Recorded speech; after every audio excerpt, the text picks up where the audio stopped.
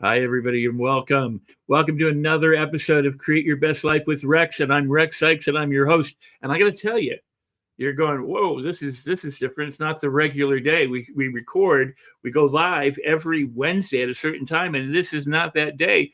But we have a very, very special guest. So this is a very, very special show. And what you should know is it's also available in replay. So when this is done, you want to share it out to your friends and your family, and your coworkers, or wherever. Please go ahead and share the show. If you got questions or comments, you can put them in the chat room with us live or in replay. So let me tell you a little bit about my guest. He is incredible. He is invincible. He is invaluable, and he is inimitable. He is the one and only a learner, a laugher, a lover of life, Mr. Les Brown. And so I'm welcoming welcoming Les to the show now, and you get to meet him if you don't already know him. He's an author and a speaker and a transformer and a change agent, and I'm waiting for them to bring you up, Les. There you are. Hi, sir.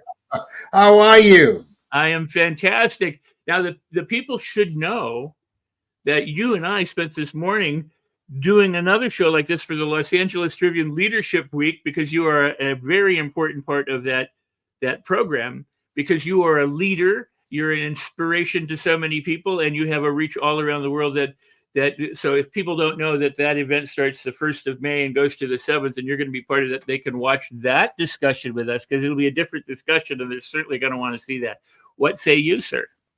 Well, I'm excited about that. And I'm particularly excited about our conversation today on what does it take in order to make it today, given all the stuff that's going on, the noisiness, all of the distractions, the disruptions of artificial intelligence, replacing over 325 million jobs, with people trying to decide, what am I going to do next? The foreclosures, they're high, domestic violence, the violence with young people. When I was a kid, we went to the funerals of old people. Now we're going to the funerals of young people. I talked to a minister, and she said that she buried 49 young men.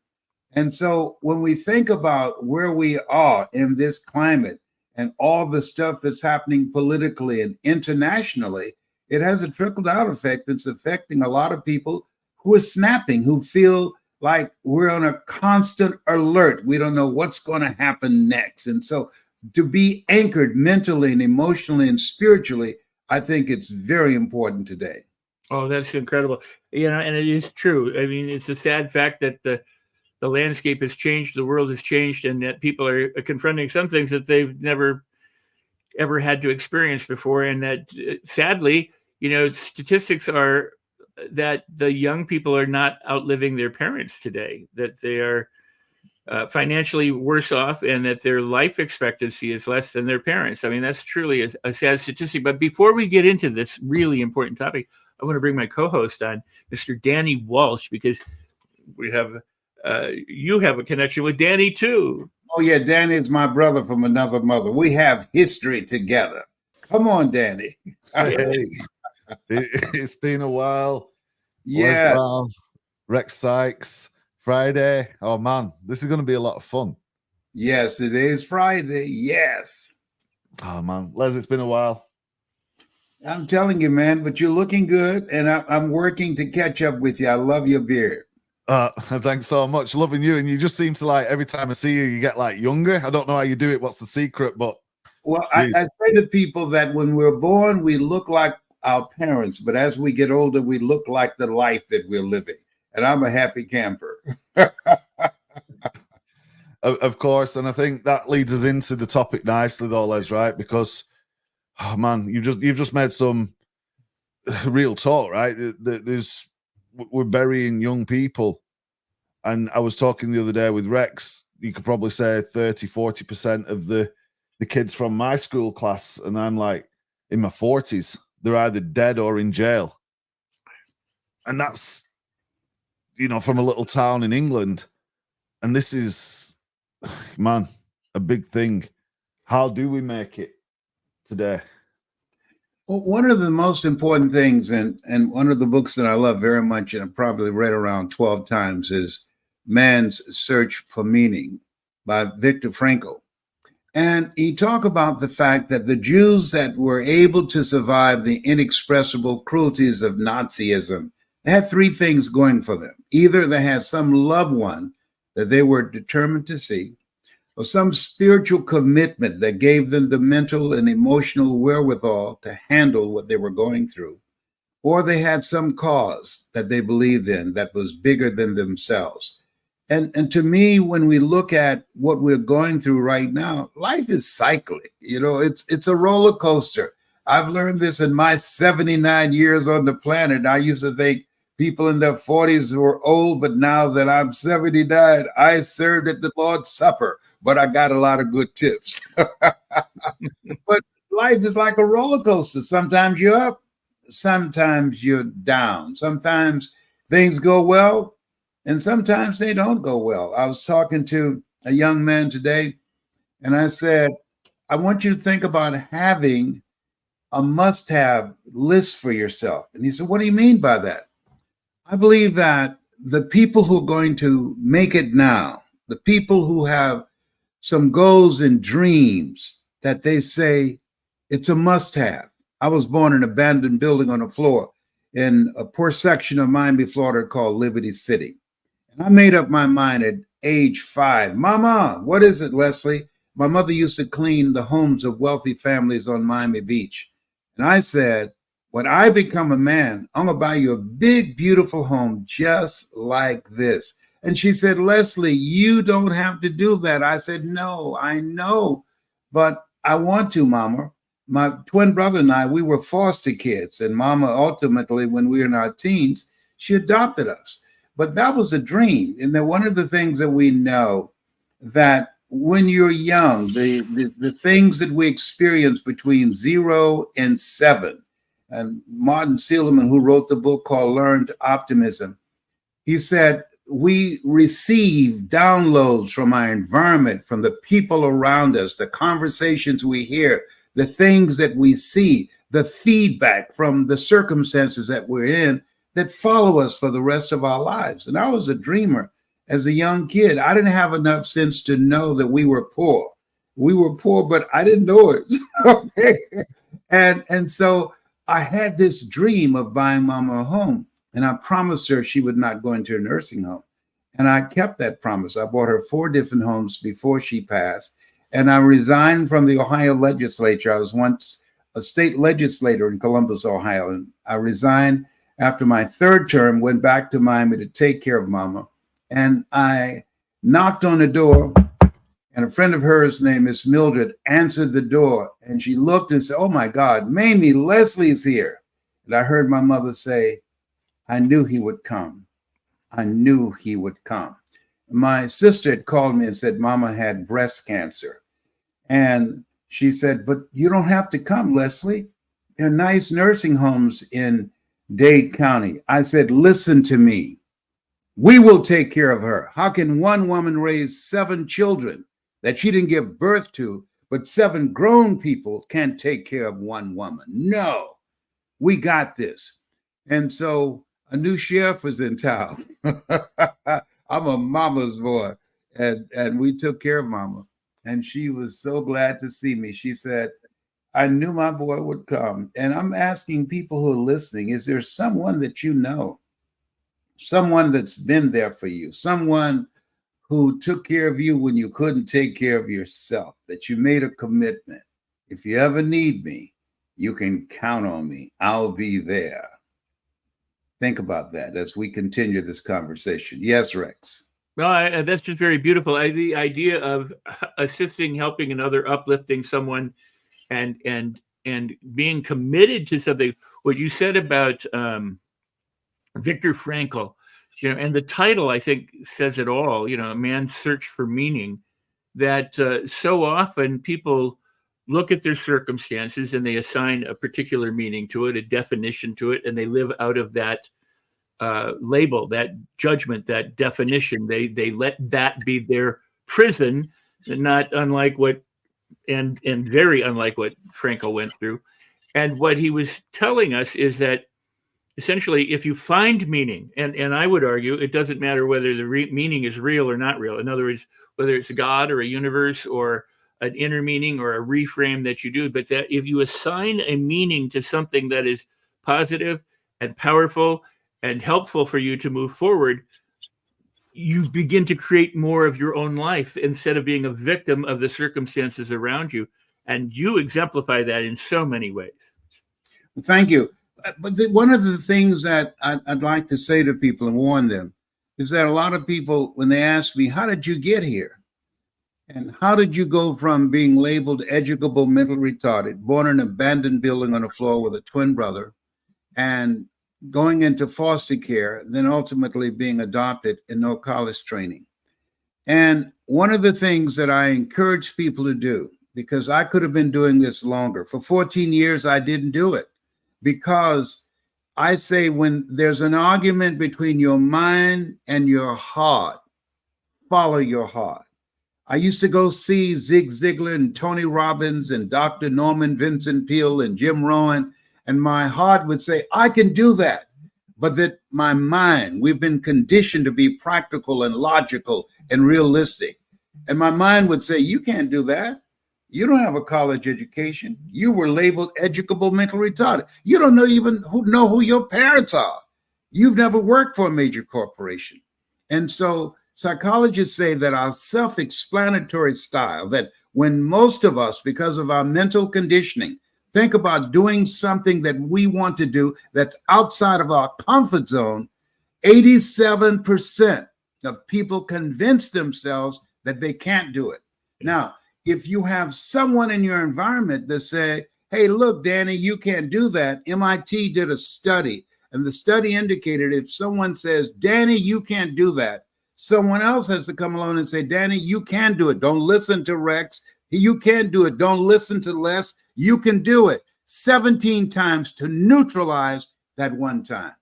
So it's very important that we look at our environment and the people around us and ask the question, what are these relationships doing to me?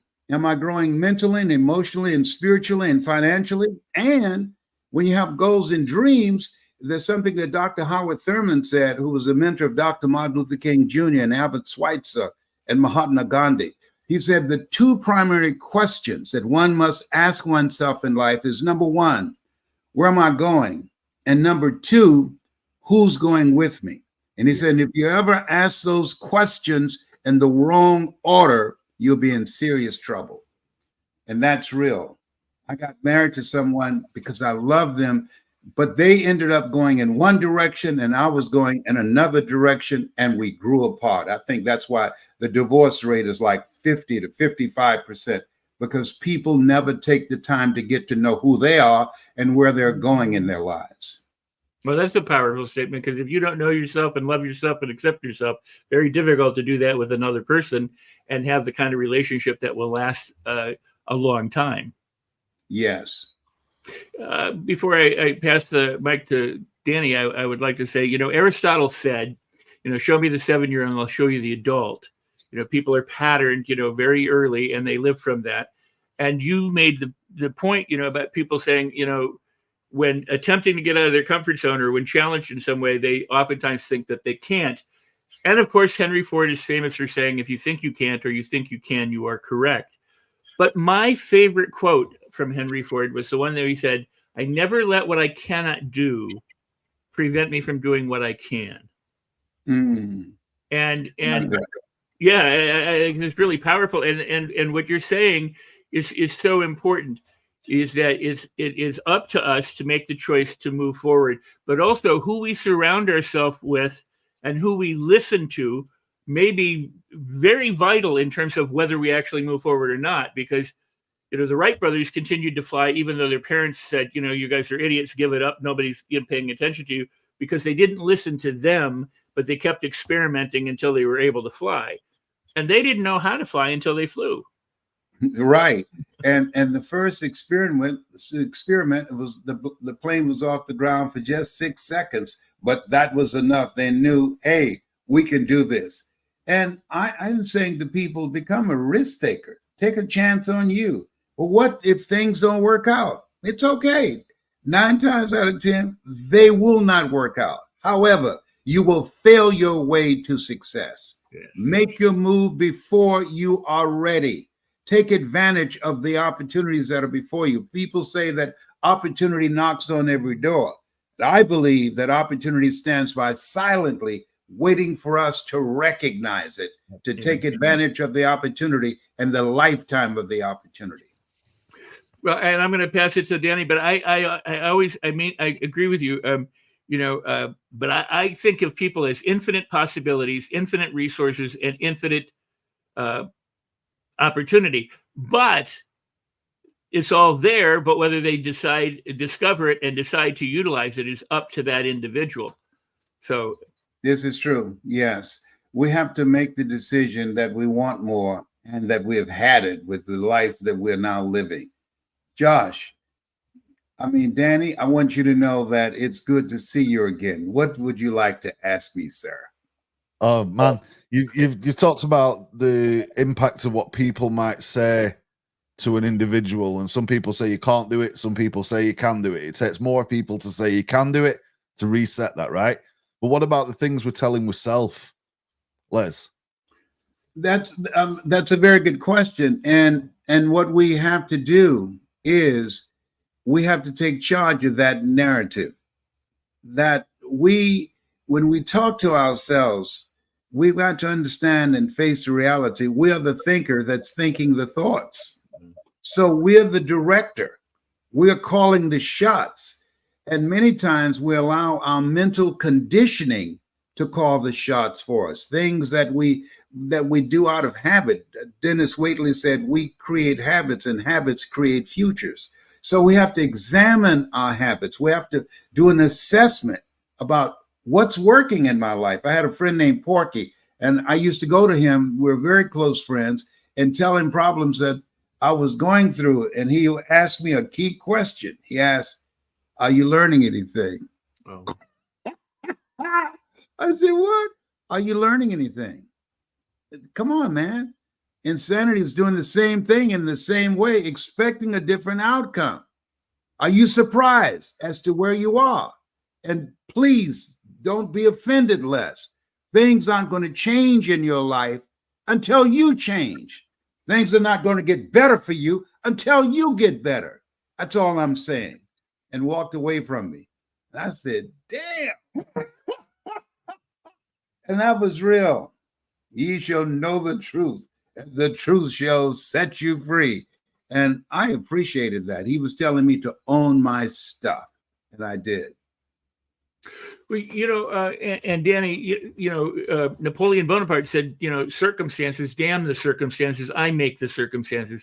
And I think what you just said, is so important. So many people are distracted by shiny objects and not the shiny objects, the horrible objects. They're distracted by the news, by the AI, the media, everything, the social media, the technology. They want what that person has. They want to do this. They want to do that. They've got all these choices and they're overwhelmed.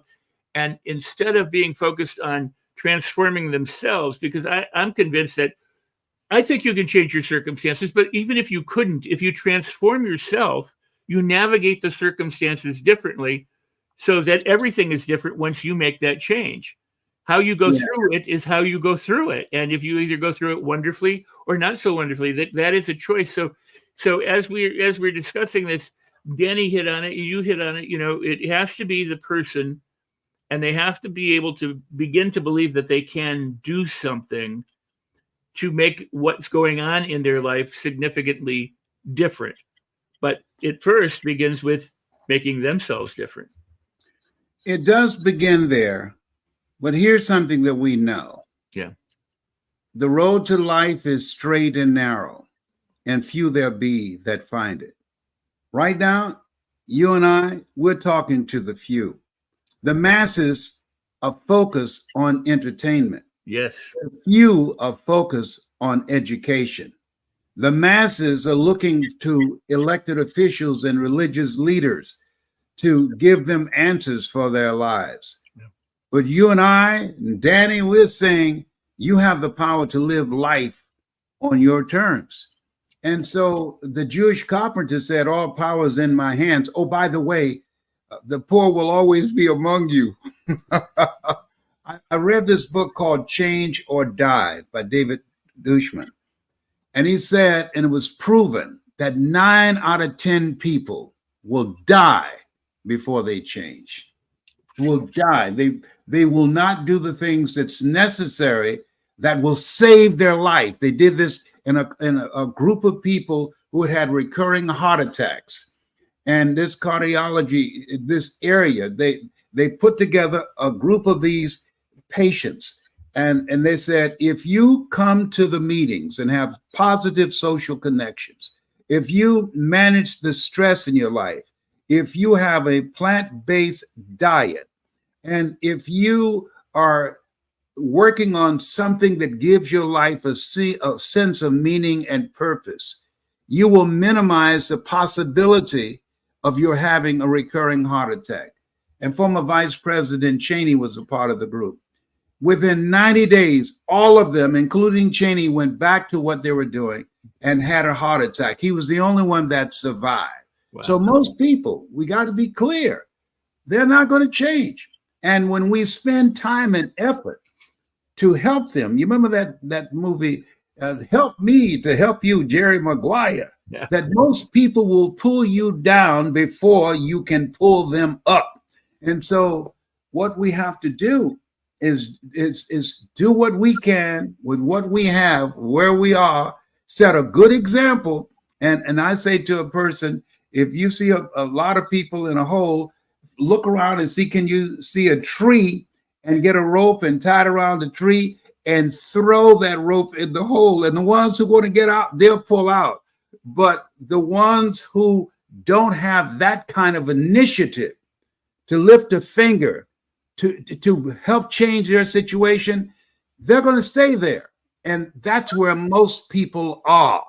And that's okay. If that's the journey that they've decided to have with their lives. I've got my brothers and sisters never been to any of my workshops and seminars. I've been speaking for 52 years. And it's okay. I live a different kind of life. They look at me like an alien. And you are. I mean, you are. You are one of the rare few who breathe the air where there's no air, because like they say, it's lonely at the top because there's so much room, because few will go there. Listen. I say it's lonely at the top, but you eat better. Indeed. And as you mentioned, folks are consuming, the entertainment. Folks are looking for entertainment. I'd like to get into that a little bit more. Are people happy to, what we call the television? They turn on the television, they consume a bunch of stuff. What's the thoughts around this? What we're consuming, and it's that we shouldn't be surprised. Just think about this.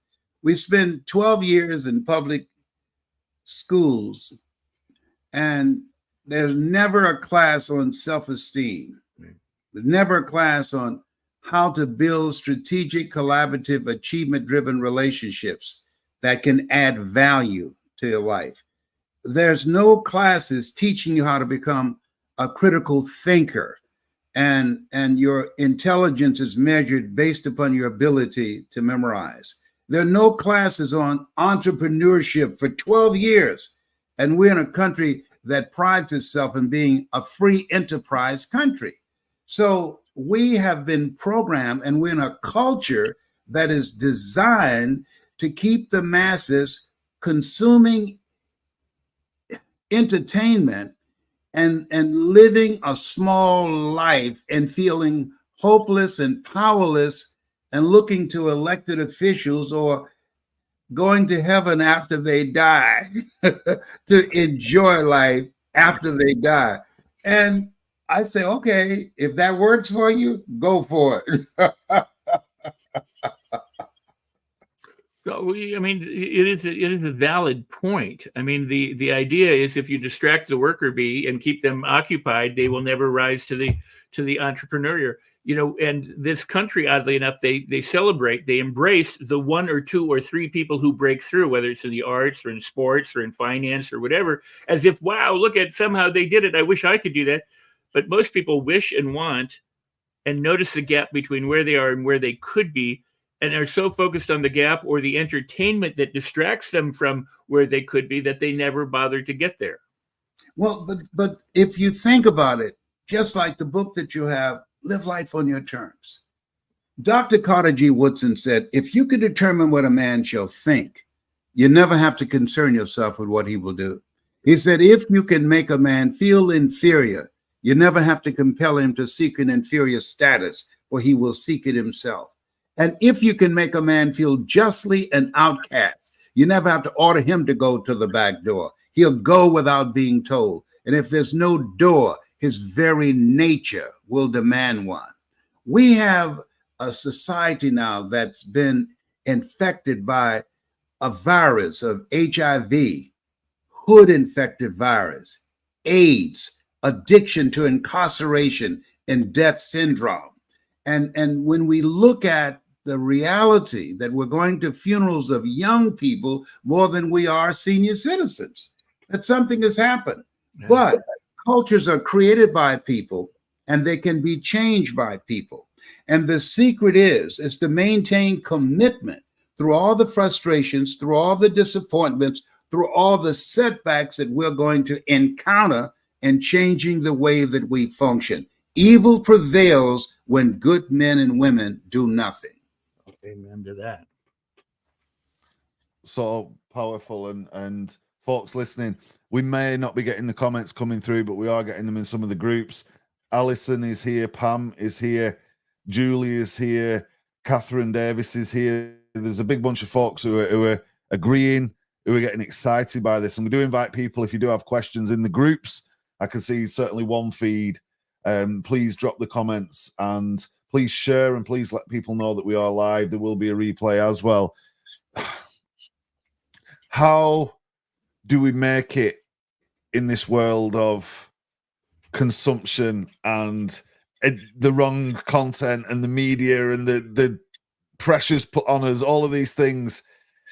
It's a big topic, and we're talking about people's... Danny, we never should ask the question how. Nothing ever gets done when people stand around asking how. The times that we accomplish incredible things is when we make the commitment. Former President John F. Kennedy called a meeting.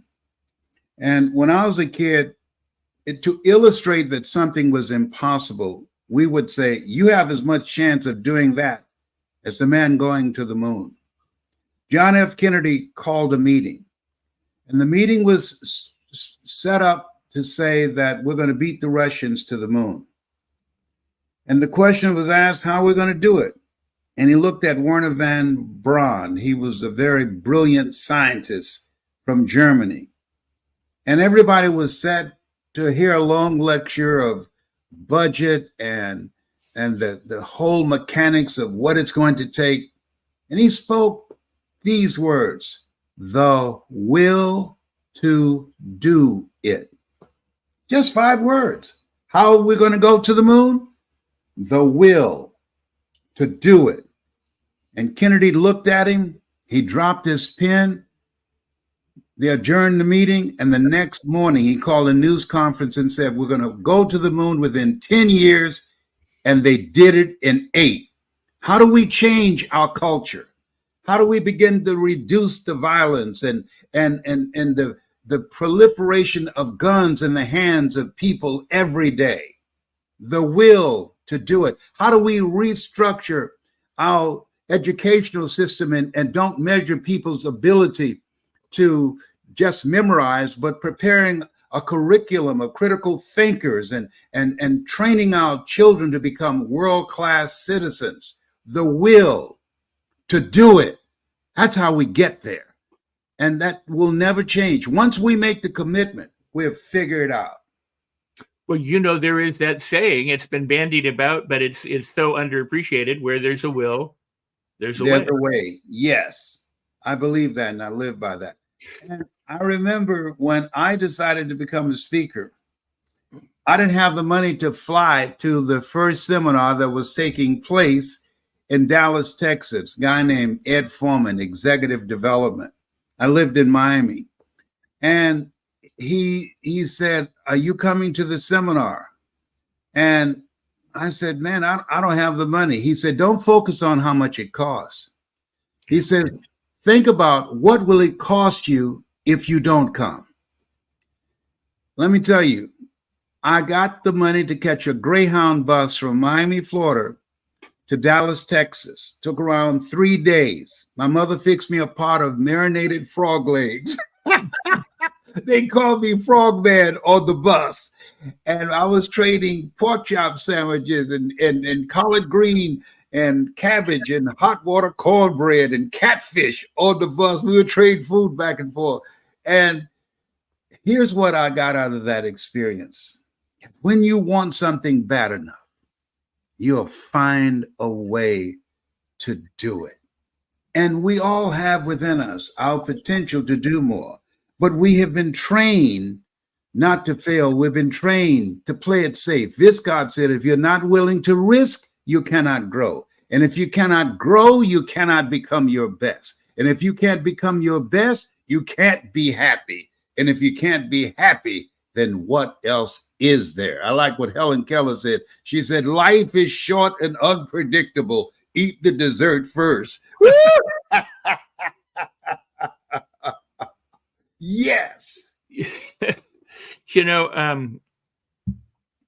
Wow. I think that there, not only is, entertainment and the media responsible for people missing out so much, but a lot of the people who share stages that we might even share stages with emphasize the wrong things. They go, if you want to be rich and famous and have the house and the car and the jet and the yacht, and you want to have all these things, then you have to work really hard, and you have to sweat really hard, and you have to struggle really hard, and you have to sacrifice really hard. You got to give up all your sleep and all your energy and everything else so that you can be happy and successful and rich and famous eventually. When in fact, if you're rich and famous in your own mind, in your own heart, if you feel abundant, you will naturally do the things that are important to do in order to have what you want to have. So instead of it being, do to have to be, it's be to do to have. And so many people got it backwards. Gandhi said, you can take away everything from me. You can beat me, but you can't take away what's between my ears and my heart to do it. And was able to, help mobilize an entire nation of people to withstand, the British occupation, and to do it peacefully, and to be the change that you want to see in the world. But that's the key right there. It's be the change you want to see in the world. And so many people are waiting, and they're wanting, and they're seeing what they don't have, and they get into that gap where they've got one foot on the boat and one foot on the dock, and they never actually move one way or the other. So they're not making the choice because they're conditioned out of making choices. They're at each other's throats and arguing about who should be in the White House. It's true. I say focus on who's going to be in your house. I love that. That's yeah. No, I'm not concerned about who's going to be in the White House. And I believe in voter registration and getting out to vote.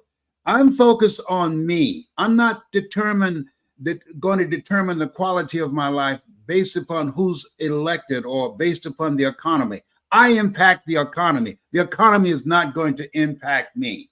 And so when we look at ourselves, Elsie Robinson said, things may happen around you and things may happen to you, but the only things that really count are the things that happen in you. Okay. And there's an African proverb that I believe in strongly. It says, if there's no enemy within, the enemy outside can do us no harm. And so spending time getting still, listening to the still small voice in your heart, and deciding to live a heart-driven life. Where your heart is, there your treasure is also. Oh, beautiful. I want to say I love that, and I love you for that, and I also love Danny for that, because Danny's one of these people who's got the mindset, the heart set, and the action set to do what he wants to do and make the world the kind of place that he wants. And he's out there helping people day and night all the time. He's here today helping us. I mean, not helping us, he's partnered with us. But the point is that he also helps. But he has that ability, to help transform things, and he goes for it. He's the example of what we all must do, and that is be a perpetual learner. Danny is not intimidated by artificial intelligence or technology. He said, hey, we can learn. Most people are not willing to learn. And Einstein said, I'm not all that smart. He said, I just have more patience than most people. Most people want it right now. One of my nephews, I gave him some of my material to listen to. And he said to me, hey, uncle, yes, I've been listening for 3 weeks and nothing has happened. I said, you know what? Bye, see you, wouldn't want to be you. And I hung up because I'm not going to waste any conversation with someone who stand in front of a microwave and pat their feet that success can happen just like that. Right. It takes patience. It takes perseverance. It takes being resourceful, unstoppable, relentless, being willing to persevere. Are you kidding me? 3 weeks. And you're talking about nothing has happened. Well, they grew up on I Dream of Jeannie, or Bewitched, where you blink your eyes or wiggle your nose, and suddenly everything's transformed. Yes, or look at television, complicated plots, and within 45 minutes to an hour, they got a solution. Life is not like that. No, it's going to take a minute, and things are going to happen to you that you don't see coming. I had no idea that someone would look at me 39 years ago and said, hey, you have 4th stage prostate cancer. I had no idea that I would have to have 238 radiation seed implants in my body because of the side of the tumor. I had no idea of how I was going to navigate that. Just the words, you have cancer. Cancer is the most feared words in 7 different languages. And when Dr. Golson, my oncologist, he said, Mr. Brown, cancer is metastasized 7 areas of your body. I said, is that right? He said, yes. He said, why are you smiling? I said, man, 7 is my lucky number. I was born February the 17th. Joshua marched around the walls of Jericho 7 times. Naaman dipped himself in the river Jordan 7 times. 7 is my lucky number. I said, is there anything else? He said, yes. I said, what? He said, and you're ugly too. I said, no, what? This is serious. He said, but listen to me. I never tell my patients they're terminally ill. What I say is that my knowledge, my abilities, and my skills have terminated. I determine the diagnosis. You and God determines the prognosis. That was 39 years ago. I'm a cancer conqueror. I kicked cancer's butt so badly, the cancer rate in my neighborhood dropped by 93%. Don't come for me. I didn't call an Uber.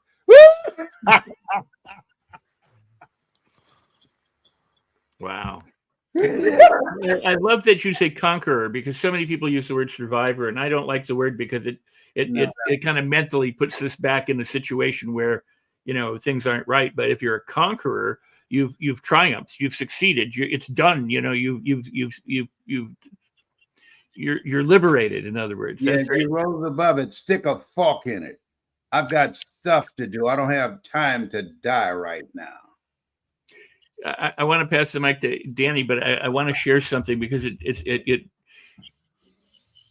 one of the stories of your life experience that I truly adore and love, because it demonstrates so many of the principles, embodies so many of the principles that you share with other people, and it embodies the truth of how we actually change, is your story, your journey from being the dumb twin to a radio DJ, and how you made that break from rehearsing in your bedroom with a hairbrush to doing it live on the air, and how that all transpired because you saw, and I don't want to spoil your ability to tell it, but you saw an opportunity that wouldn't have existed. It's better to be prepared for an opportunity, yes, and not have one, than to have an opportunity and not be prepared. I'd gone to this station several times and they told me no. And I kept coming back. And finally, the program director just was frustrated. He said, "Go get me some coffee." And I said, "Yes, sir. You know, I believe the greatest among you will be your servant."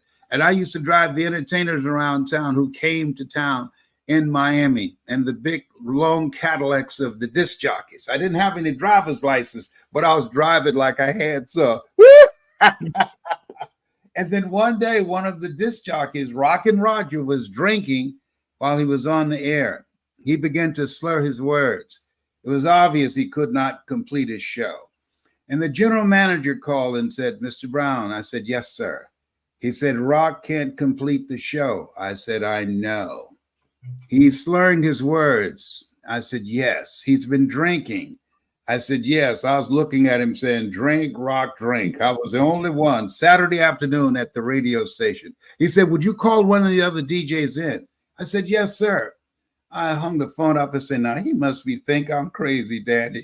I called my mama and my girlfriend, Cassandra. I said, "Y'all turn up the radio. I'm about to come on the air."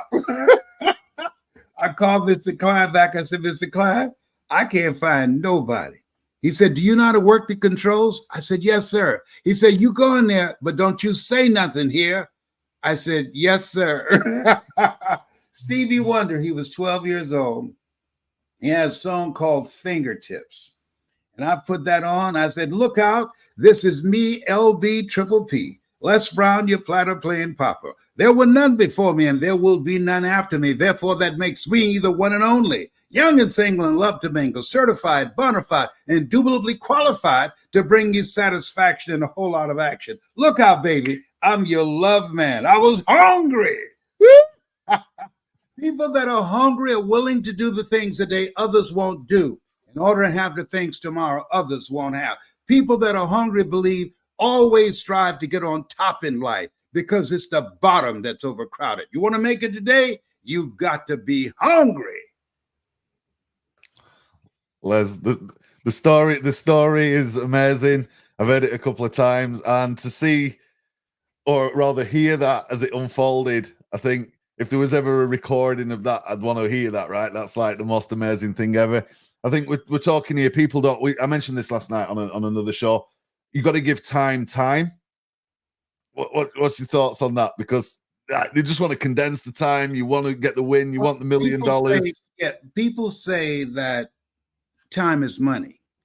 No, time is life. It's life.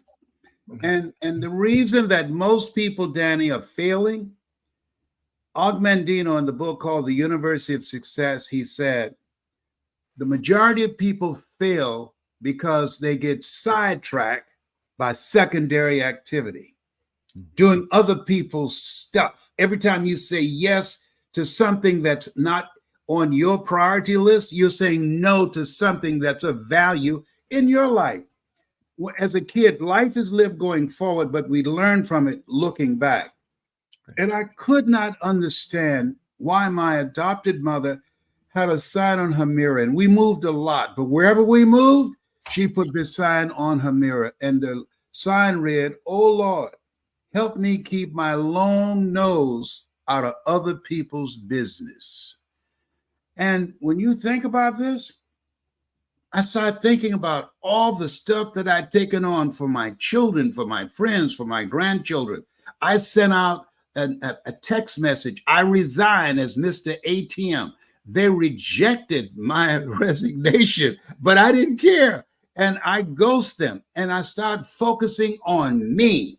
I'm encouraging people, focus on you. You only get one life. Life has no duplicate.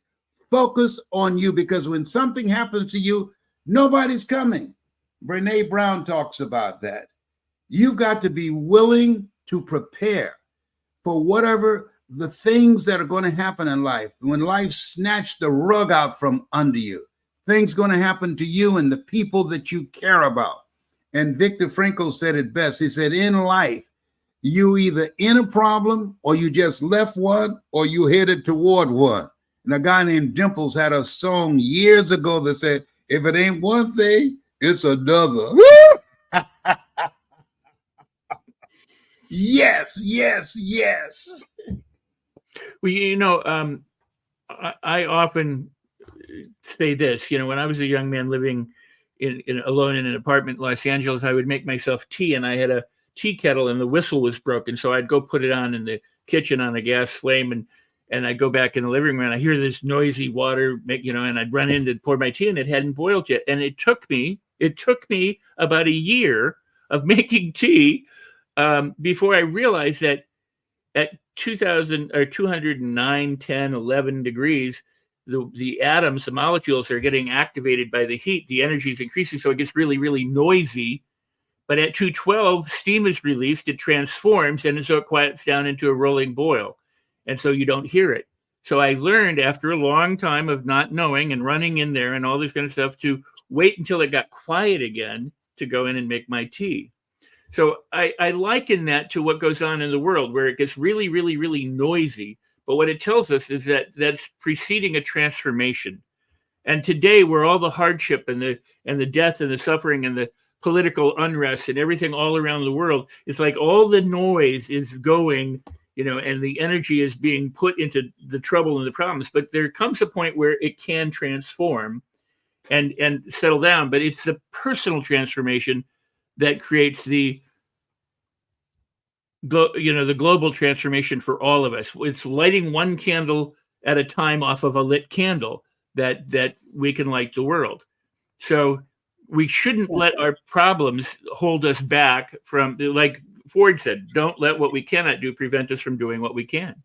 A friend of mine used to do a talk show, and people would call in and talk about their problems, and he would listen very intensely, and then he would ask a question. What are you going to do about it? Mm-hmm. What are you going to do about it? Dr. King, when he gave this speech, I Have a Dream, there was a rabbi who gave a speech that I thought was more powerful than I Have a Dream. And this rabbi said, when something happens, there's the perpetrator, there's the victim, and there are the witnesses. He said, which is the worst? And most people say the perpetrator. He said, no, the witnesses. He said, Lord, I hope we don't become a country of witnesses. George Floyd died because of witnesses, men who were sworn with guns to serve the public, to provide safety. They were witnesses.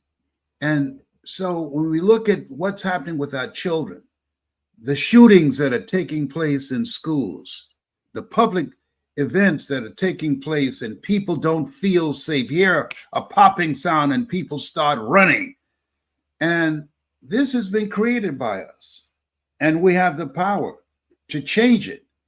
Every society is created by people, and it can be changed by people.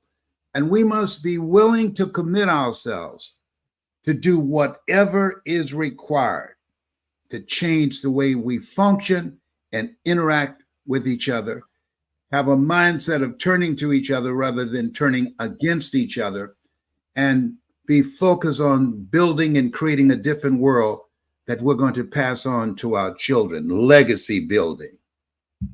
Well, the famous line from Patty Chayefsky of Howard Beale saying, I'm mad as hell and I'm not going to take it anymore, in the movie Network, is the point at which, we've talked about this before, but the never again, I'm done, that's it, period, where it gets bad enough that people say, okay, I'm done. But instead of becoming violent, which is what happens in so many cases, we're looking to have people make positive transformation within themselves and to spread that throughout the world so that we uplift and edify the world and collaborate and cooperate instead of hating and hurting and harming and all of that.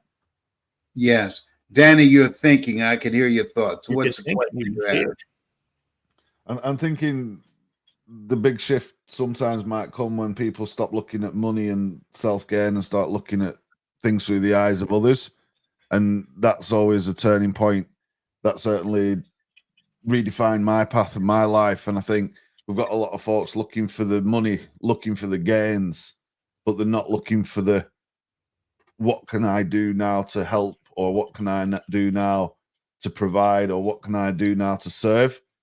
And there's a message in that somewhere, right? But it's up to us who understand Without that. any question. Yes, that the greatest among you will be your servant.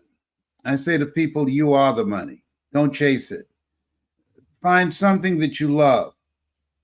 To me, speaking, I'm training speakers now. And people say, why? You're 79. You don't have to speak. No, I don't. I have walk away money. I can walk away from any offering that's presented to me because I've created non-performance income. I've built a legacy for my children and my children's children. But the reason that I'm doing this, Dr. Howard Thurman said, deep is the hunger that we must have in changing the world that we're now in. Is it going to be easy? No, he said, easy is not an option, but we can and we must for future generations. And so I'm listening to people say to me, how can I tell my story? And why should I? Because your story makes a difference. You've gone through some stuff. You've crossed some Red Seas. That story you're sitting on, somebody is waiting on. Maya Angelou said, there's nothing as painful as an untold story buried in your soul. And so people are listening to us now who would like to be a part of the solution and not the problem. And you got a story you want to share?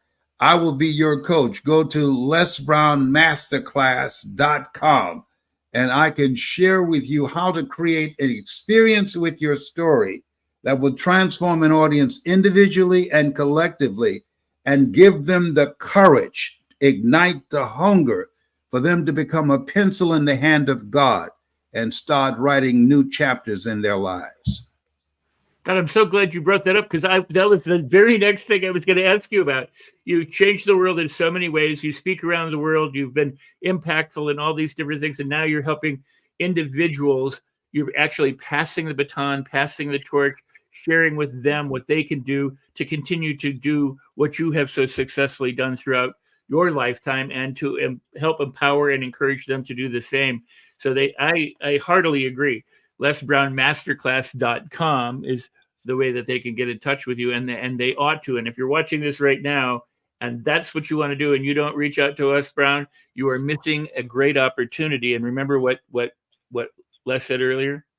How do you get to the moon? The will to do it. For the moon. Even if you miss, you'll land among the stars. The will to do it. Yes. Well, look, let's tackle the elephant in the room, right? Folks will be sat there now going, but Les, my story's not worthy. My story's not good enough. My story's not like your story. How do we tackle that one straight away? You don't know enough about your story to say that. Stay in your lane. I told a friend of mine, she was in the doctor's office, and her doctor told her that she was terminally ill, that she had a double mastectomy and she had a reoccurrence of the cancer, and that she should get her affairs in order.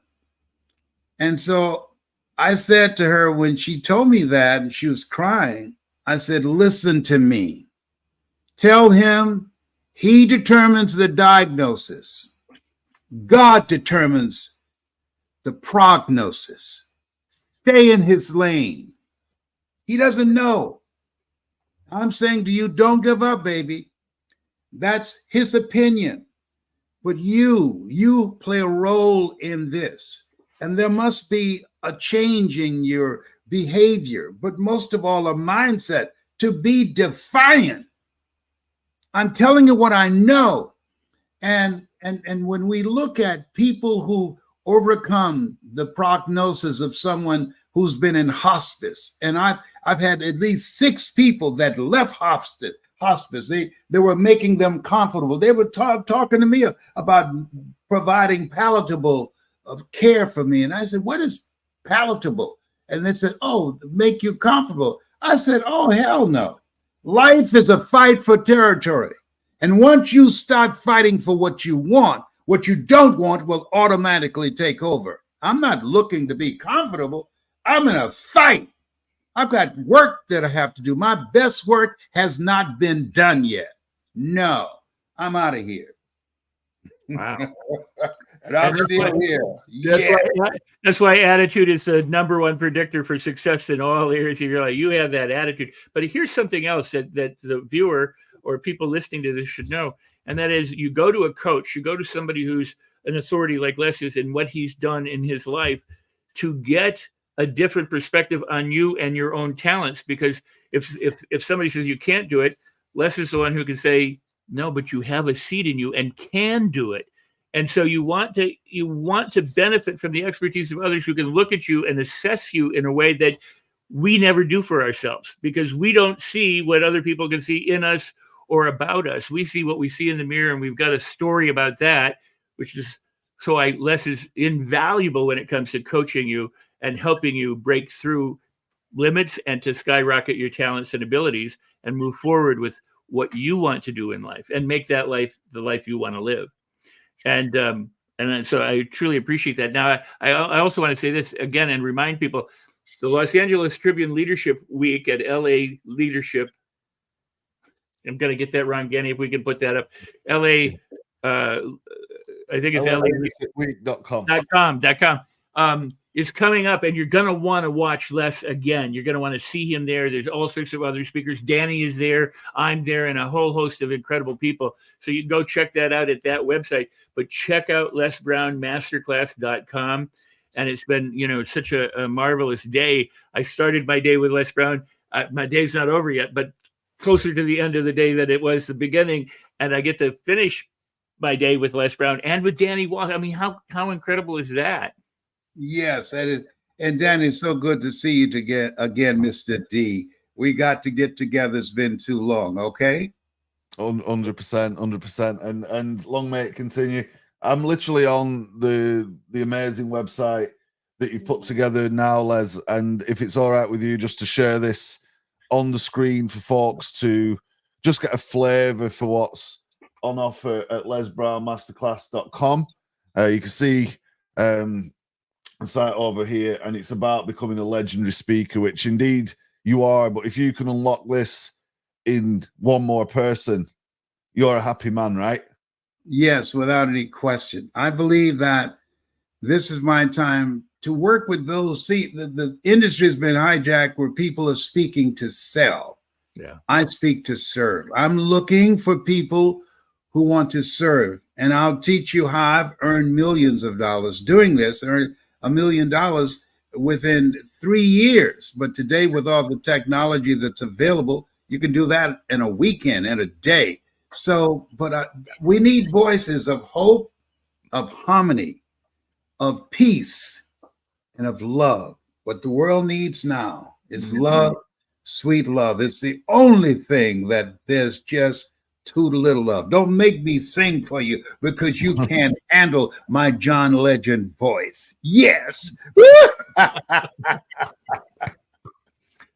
Wow. Well, Les, we're gonna close out the show. You have been again just such a welcome, heartwarming guest. I can't tell you how delighted Danny and I are for having you here and sharing with our audience. And certainly, we encourage others. We record a live stream every Wednesday, and at the same time. And this is a very special show because we have the opportunity of having Mr. Les Brown today. And so we wanted to do that. So it's out of sequence, but if you're watching the show or listening to the show, you share it out and get it spread far and wide so people can benefit from what Les has brought to us today, what Danny brings to us, and then just keep sharing and commenting and asking questions, and we'll all be in touch. Listen, thank you so much. Bye, Danny. Bye, Rex. Bye-bye. Thank you. Hang in the green room for just a few seconds so that we can come back and have a nice goodbye in person in a few moments, and we'll go from there. But thank you so much, sir. It's an honor, it's a privilege. Thank you for what you mean to me in my life and to all those who you have served so well. Thank you so much. Thank you. Right. Let's wrap this one up because, man, we're an hour in. People are going crazy in the chat. Catherine's there. Julie's there. So much appreciation for Les. For yourself, Rex, as well. A big thank you to you. Putting all these things together working so hard to bring these messages to people. Alison's there, Pam's there. We've had a following all along in the groups. We're going to share these replays, get this out of here. We've got a message to share. Man, it's been a show. Les, a pleasure as always. Yes, thank you so much. Look forward to seeing you. Rex, take care, my brother. Oh, you Bye. too. No, bye-bye. We're all gone. We're out of here. Bye, everybody. See you in a minute. Yes.